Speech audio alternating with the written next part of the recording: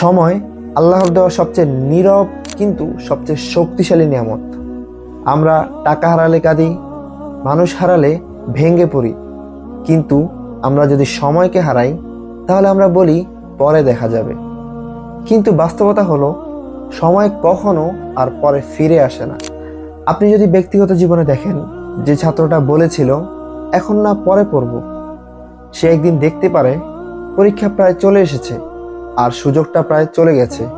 যে যুবকটা বলেছিল এখন না পরে নামাজ পড়ব, সে একদিন বুঝতে পারে তার অভ্যাস করার শক্তিটি আর নেই, সে এখন বৃদ্ধ হয়ে গেছে। কিন্তু ইসলাম এ ব্যাপারে খুব স্পষ্টভাবে সতর্ক করে। আল্লাহ তাআলা কোরআনুল কারীমে শপথ করে বলেছেন ওয়াল আসর, সময়ের শপথ। এরপরই বলেছেন ইন্নাল ইনসানা লাফি খুসর, নিশ্চয় মানুষ ক্ষতির মধ্যে রয়েছে। কিন্তু কারা ক্ষতির বাইরে?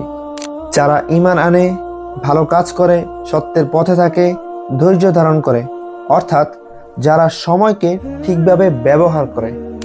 নবী করিম সাল্লাল্লাহু আলাইহি ওয়াসাল্লাম বলেছেন দুটি নিয়ামত যেগুলো সম্পর্কে মানুষ সবচেয়ে বেশি প্রতারিত, তার মধ্যে একটি হচ্ছে সুস্থতা আর অপরটি হচ্ছে অবসর সময়। আমরা ভাবি সময় তো অনেক আছে, কিন্তু বাস্তবতা হলো মৃত্যু কখনো ক্যালেন্ডার দেখে আসে না। আমরা যদি ইতিহাসের দিকে লক্ষ্য করি, ওমর রাদিয়াল্লাহু তাআলা আনহু বলতেন আজকের কাজ তুমি কালকের জন্য রেখে দিও না, কারণ তিনি জানতেন আজকের অবহেলা মানেই আগামী দিনের ধ্বংস। আরেকটি উদাহরণ হচ্ছে ফেরাউন।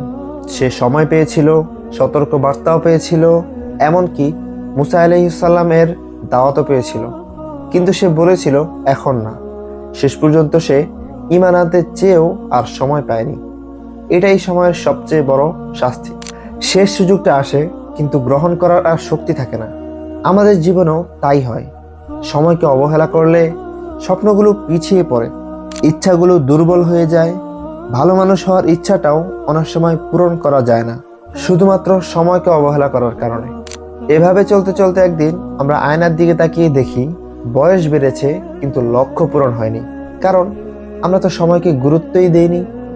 আজ যদি আল্লাহ আপনাকে এই কথাগুলো শোনার সময় দেয়, তাহলে বুঝবেন এটাই হয়তো আপনার জন্য একটি সতর্ক বার্তা। সময় চলে গেলে আফসোস কোনো কাজে আসে না। আজকের সিদ্ধান্তই আগামীর পরিচয়। সময়কে সম্মান করুন, সময়কে কাজে লাগান, কারণ আজ যদি আপনি সময়কে অবহেলা করেন তাহলে ঠিকই দেখবেন কাল জীবন আপনাকে অবহেলা করছে।